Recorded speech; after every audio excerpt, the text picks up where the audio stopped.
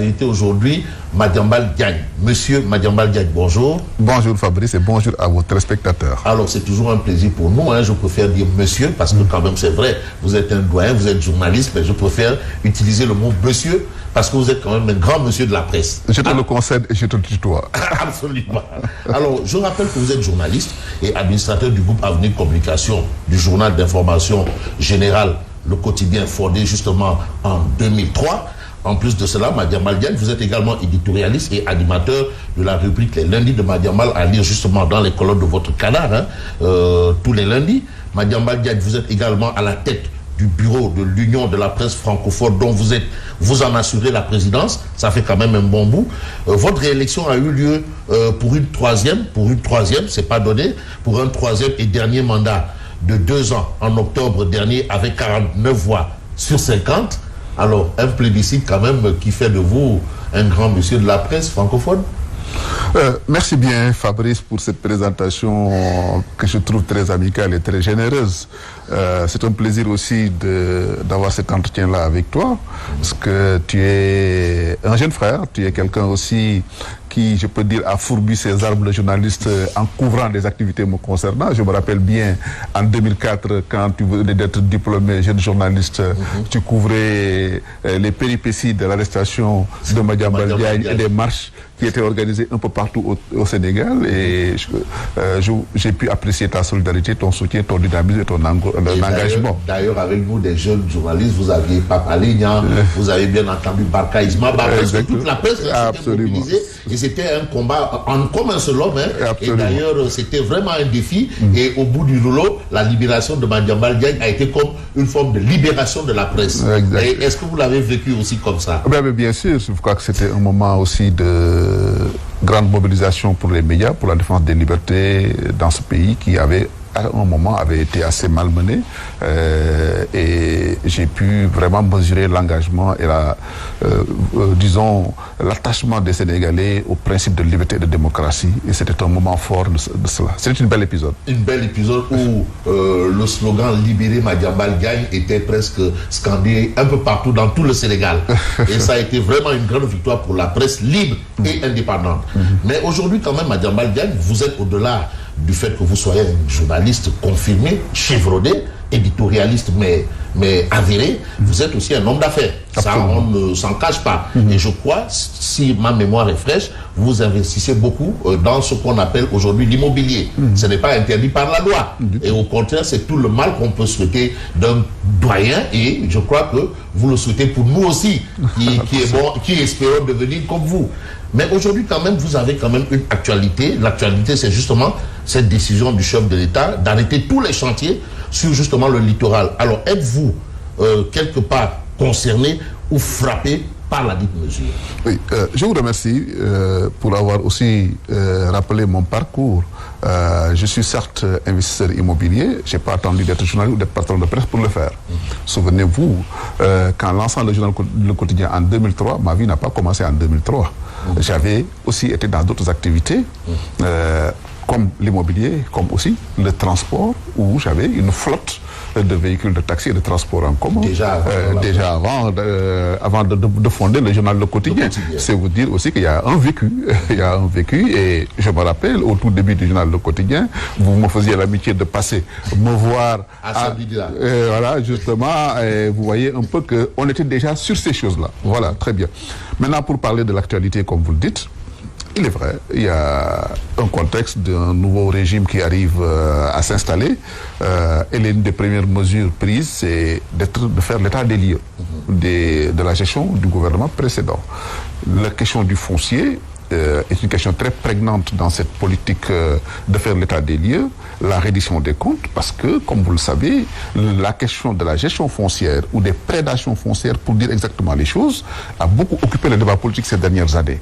D'ailleurs, comme vous le dites, ce nouveau régime qui s'est installé avait eu dans son discours la volonté ou annoncer la couleur en disant qu'ils vont faire la situation sur le foncier. Donc c'est les premières mesures qu'ils ont prises. Comme vous le dites, je suis dans le secteur, heureusement, où je ne suis pas concerné par ce qui se fait aujourd'hui, parce que dans la mesure où les zones qui ont été ciblées ne me concernent pas, parce que je n'ai pas besoin, je n'ai pas bénéficié d'affectation foncière de la part de l'État. Ah bon? Je n'ai pas géré de foncier, donc je suis pas concerné par cela. N'empêche, puisque dans l'opinion publique, on peut considérer tout le monde, on peut même vouloir mettre tout le monde dans le même sac. Moi-même, j'ai souhaité être concerné pour pouvoir justifier et m'expliquer devant l'opinion. Mais à quelle fin? Non, à une fin de transparence aussi. Parce que c'est important, quand on est sur le paysage public et quand on est un homme des médias, comme vous le dites, quand votre parole est écoutée, quand les gens tiennent compte de ce que vous dites et ce que vous faites, il est important aussi qu'on ne laisse pas perdurer des équivoques ou des insinuations ou des a priori qui ne tiennent pas sur quelque chose. C'est pour ça, moi, je veux, en toute transparence, en toute liberté, à chaque fois que de besoin, à chaque fois que de nécessaire, pouvoir donner la bonne information de ma propre bouche et avec des faits irréfutables pour que l'opinion en ait le cœur net. C'est une démarche de transparence, mais aussi de franchise et d'honnêteté. C'est le volontariat, c'est le bénévolat, c'est quoi exactement? Non, c'est rien de tout cela. En tout cas, c'est pas gratuit que vous m'interpellez sur ces questions-là. Vous avez commencé par dire, est-ce que vous êtes concerné? Oui. Donc, il y a une idée comme quoi que je pourrais être concerné. Et donc, je suis à l'aise pour te dire que je ne suis pas concerné et je ne peux pas être concerné. Et donc, je l'ai clamé urbi et orbi et je ne l'ai pas dit pour la première fois. Sur votre chaîne, je l'ai dit plus d'une fois que je n'ai jamais bénéficié d'un mètre carré de terrain qui m'a été attribué par l'État du Sénégal, ni sous Abdoulaye Wade, ni sous Macky Sall. Donc, au moins, sur ces 25 dernières années, si on regarde les attributions foncières dans ce pays-là, on ne trouvera pas le nom de Madiambal bénéficiaire d'une affectation foncière. Mais je suis dans un secteur d'activité où j'investis, je fais des acquisitions à titre privé et je le fais selon les procédures prévues par la loi et je m'acquitte de mes taxes et devoirs d'impôts comme contribuable sur ces questions-là. À chaque fois qu'il y a une transaction me concernant, je suis à l'aise pour en parler parce que c'est des transactions qu'on ne peut même pas cacher. Surtout qu'aujourd'hui, ceux qui sont au pouvoir, ils sont du secteur, ils sont des impôts et domaines, donc ils savent qui a fait quoi et qui a quel dossier. Donc s'ils voulaient savoir ou me confondre sur une fausse déclaration, mais c'est facile pour eux de le faire. Donc, Dieu merci. Oui, il n'y a rien à dire. Alors, je vais un peu interpeller votre déformation professionnelle. Oui. Avez-vous cherché à savoir sur quelle base les tenants actuels du pouvoir se sont appuyés pour prendre une telle décision? Bon, écoutez, il y a une clameur publique que les tenants du pouvoir ne pouvaient pas ignorer. Il y a une demande de reddition des comptes, une demande de vérification qui a été faite par une bonne opinion publique et les gens ont été élus sur cette base-là. Une demande sociale? Non, une demande sociale, on peut le dire demande populaire même, parce que les gens ont été vraiment, il y a eu beaucoup d'accusations, beaucoup de choses ont été agitées. Et donc, ces gens, quand ils étaient à l'opposition, ils dénonçaient des scandales fonciers. Ils en parlaient parce qu'ils savaient de quoi ils parlaient aussi, parce qu'ils étaient dans le secteur. Donc, ils sont arrivés au pouvoir, c'est normal et attendu qu'ils vérifient ça. Parce qu'on ne peut pas aussi vérifier le pétrole, le gaz, l'électricité, vérifier les infrastructures routières et autres, vérifier tout et occulter le foncier qui est aussi, comme je vous l'ai dit, qui a occupé le débat public.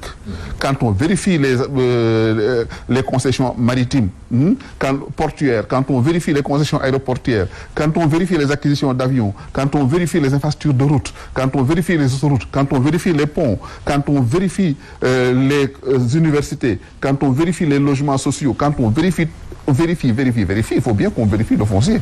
Donc, je suis d'accord et c'est normal et attendu que le foncier soit vérifié. C'est tout à fait légitime et logique.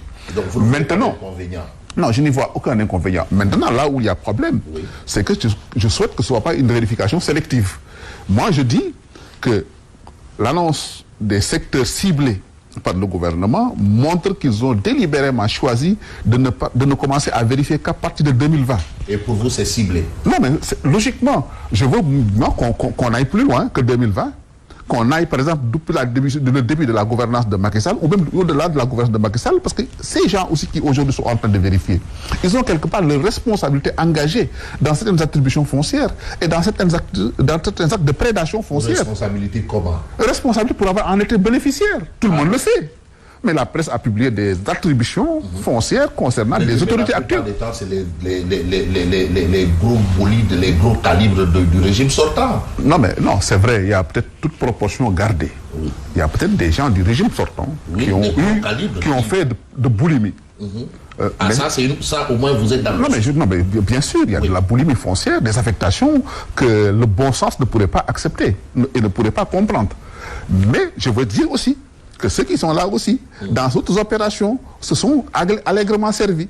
Donc pour moi, autant faire dans la transparence, autant faire dans la reddition des comptes, allons-y et que tous les dossiers soient ouverts. C'est pour ça que j'ai fait un article la semaine dernière pour dire que chacun montre ses dossiers fonciers. Absolument, c'est ça justement, parce que l'article dont vous parlez, je veux rappeler, juste rafraîchir la mémoire, Diomaye Sonko, que tout le monde montre ses dossiers.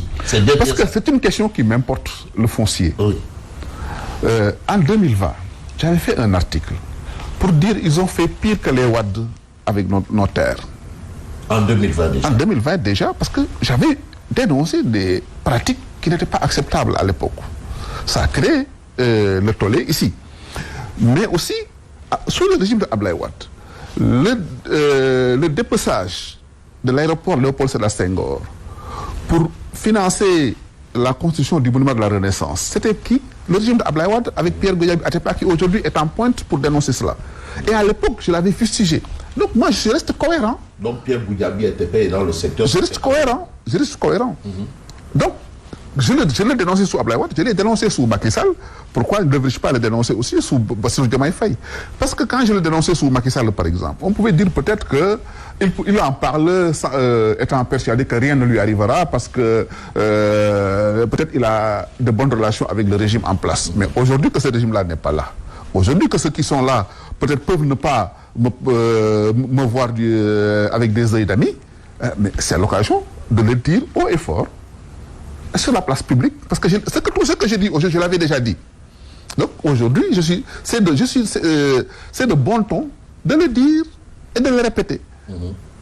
Donc justement, vous avez évoqué le point Diomaye Sonko, que tout le monde monte ses dossiers. Et c'est une opinion exprimée dans la rubrique filigrane du quotidien, le quotidien du mardi 30 avril. Mais la question fondamentale de votre part a été de savoir, mais à quel titre Pierre Goudiaby Atepa a annoncé en premier cette décision de l'autorité. Et là, est-ce que vous ne prenez pas l'ombre pour la proie? Non, mais non, en réalité, c'est pas prendre l'ombre pour la proie.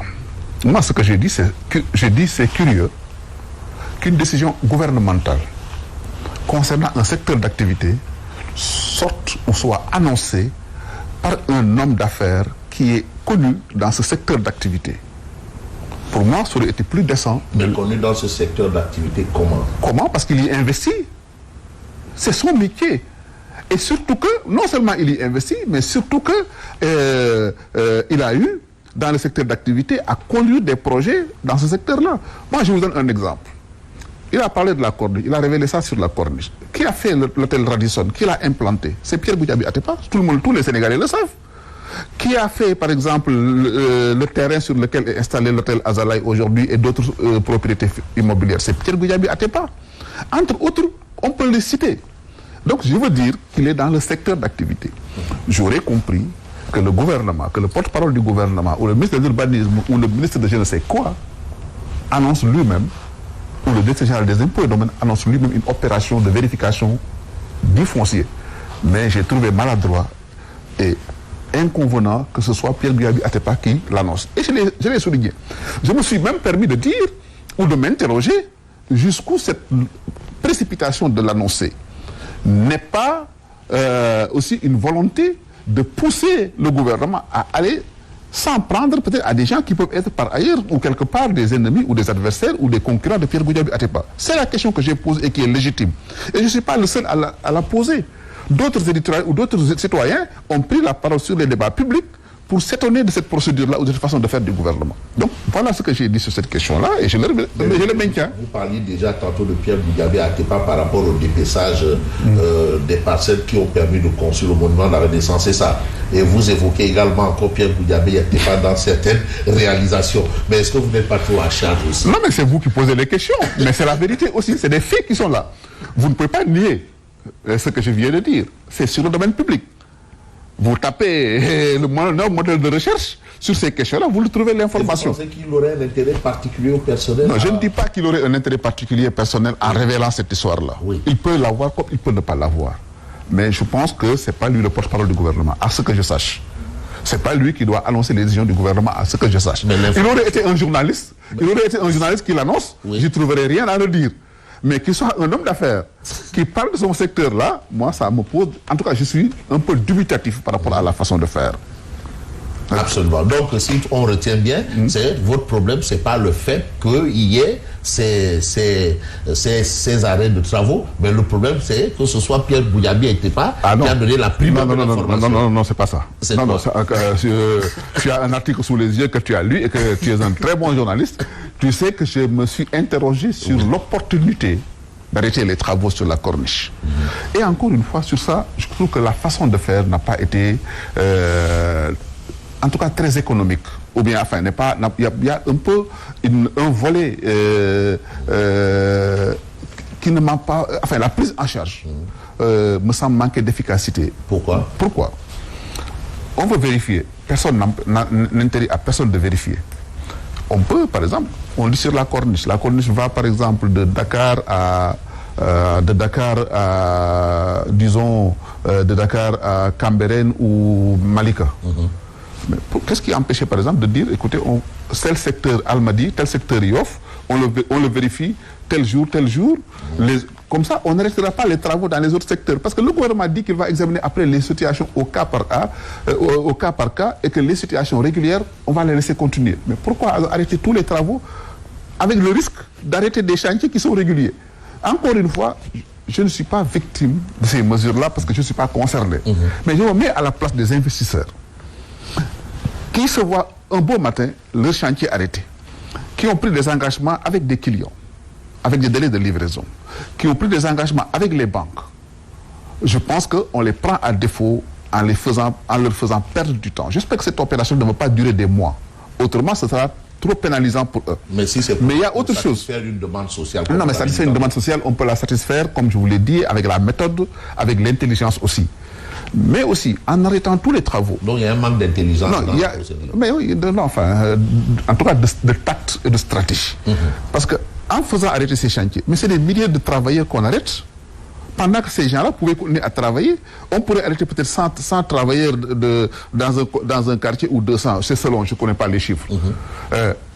Pendant que les autres travaillent. Mais si, d'une façon générale, vous arrêtez tout le monde, ça a l'effet d'une mesure d'annonce, ça peut être populaire, pour un gouvernement d'annoncer une mesure fracassante qui occupe l'actualité, parce que ces dernières semaines, il faut aussi le dire, le gouvernement était mal en point sur des dossiers assez importants, comme le reniement de la promesse faite sur, par exemple, l'appel à candidature pour la nomination à certains emplois, le reniement, par exemple, ou l'impossibilité actuelle pour le gouvernement, par exemple, de satisfaire à la demande de sa promesse de baisse des prix des denrées. Le gouvernement aussi était très mal en point sur le fait que sur 25 membres du gouvernement, 25 ministres et 5 secrétaires d'État, qu'il n'y ait que 4 femmes, que sur plus de 25 autres nominations, qu'il n'y ait que 3 ou 4 femmes.